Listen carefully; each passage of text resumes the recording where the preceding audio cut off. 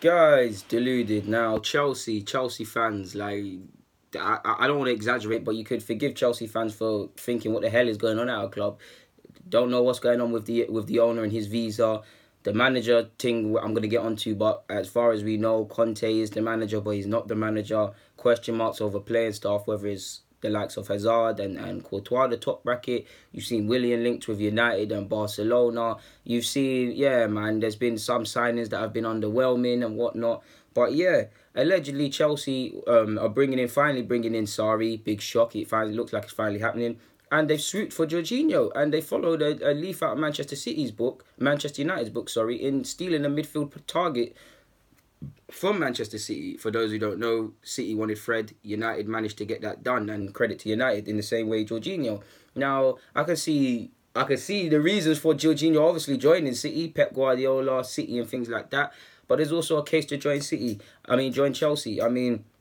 He'll be following his manager, Sarri, on paper if they do both go and do the move. So he'll be his trusted lieutenant or whatever. I don't think we can't underestimate the attraction of living in London, especially for these footballers. Foreign footballers, because there's a lot to do in London compared to Manchester. No disrespect to Manchester. So the pull of London for his probably not even him, for his family and stuff like that, is a big attraction. Chelsea, I'm not trying to discredit Chelsea, so forgive me, Chelsea fans. But if I'm trying to convince a player that's just signed for that's going to sign for a team that's won the league title in Manchester City versus for a side that's in the Europa League, you've got to offer some incentives. So he's bound to have got a better financial package. If I'm wrong, I hold my hands up, but there's that. But either way, City's loss is Chelsea's gain. I can't believe I've seen some comments like Jorginho won't improve the side. He won't improve any top six side. He won't significantly improve them, mate. If you claim to be watching Napoli for the last 18 months, again, I'm not here to say Jorginho's the best in the world, but he's a terrific player in my opinion. His strength's probably on the ball, dictating play and things like that, but he's also good at winning the ball back, and I wouldn't necessarily attribute that with him. I don't have him down as someone that can win the ball back or a ball-winning midfielder, but he's got an appreciation for the dark arts of the game, which they'll love. On the basis of just Chelsea fans, I'm a big fan of regardless of what team you support, being inspired and having motivation. Chelsea fans, especially when they won the league title, have been let down with signings. No disrespect to Giroud, Barkley or Bakayoko, but all have underwhelmed. None have really been levels.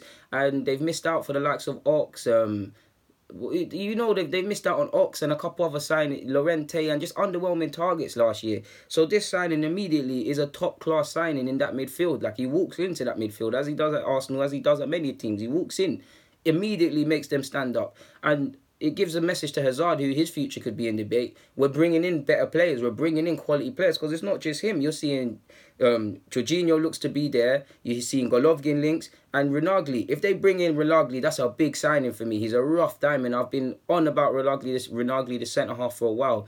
It's going to be tough breaking into Juventus all the time, at any time, better yet. But he's got scope to be a real world-class centre-half, in my opinion. So if they bring him in, we've all seen I keep calling him Golovin at the World Cup before Russia went out. Obviously, if you know about Jorginho and you've been watching Napoli, you know his strengths on the ball, his passing range, his dictating possession, just being a competent player.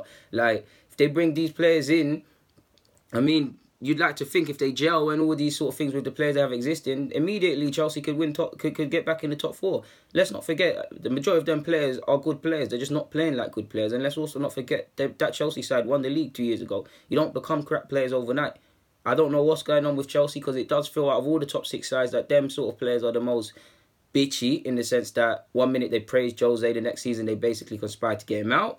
You saw the same with Conte. They praised Conte when he arrived, and then it just looked... Again, I don't think players are playing to lose on purpose, but definitely Jose's second season, it looked like players weren't trying and they knew they could get him out, sort of thing. But yeah, man... mate, and again, it might just get Hazard to commit his future if he thinks, all right, cool, Chelsea are moving serious, we're bringing in proper players anymore. Again, we're not bringing in mediocre players like Barkley and that, no disrespect. It might make him commit his future, because if you're, what has he got, 1 or 2 years left on his deal, Hazard? Madrid have obviously let Ronaldo go. We've all known Hazard's a brilliant player, but at this World Cup, he low-key's had a terrific World Cup, especially against Brazil and against France to a degree with his dribbling. So he's put himself in the shop window of Real Madrid, to be fair, or the links have to be as strong as it's always been. And he's played quite already about his future, even before Zidane leaving and Ronaldo leaving and what's happened at Madrid. I'm so excited to shake the table. Apologies, people. So we'll see what happens in that department. But for now, Guys, deluded. You choosing Golo Kante. Getting a comment, subscribe, and like the video for me. I'm out, man. It means the world that you stuck with me and watched the thing. Yeah, you guys know I'm the best YouTuber at this. Like someone said, the most trustworthy and reliable source of football information. Not because I know everything. It's because I critically analyse stuff and I give my honest opinion. And I hold my hands up when I'm wrong. And don't get me wrong, I love to be right. As you guys have seen with Torreira, Godesi and Pavard and many players that have been signed for Arsenal, haven't been signed for Arsenal, are now being spoken about. I ain't got no oracle. I'm not a footballing genius. I just watch football and challenge my own opinion and show bravery and make videos. So like, yeah, when I'm wrong, banter me as much as you want. When I'm right, praise the king. Guys, deluded. YouTube's N'Golo Kante. It means the world, and it's been a pleasure speaking. But for now, I'm out. Check out the last vids or the vids I've probably uploaded following this. I'm out now.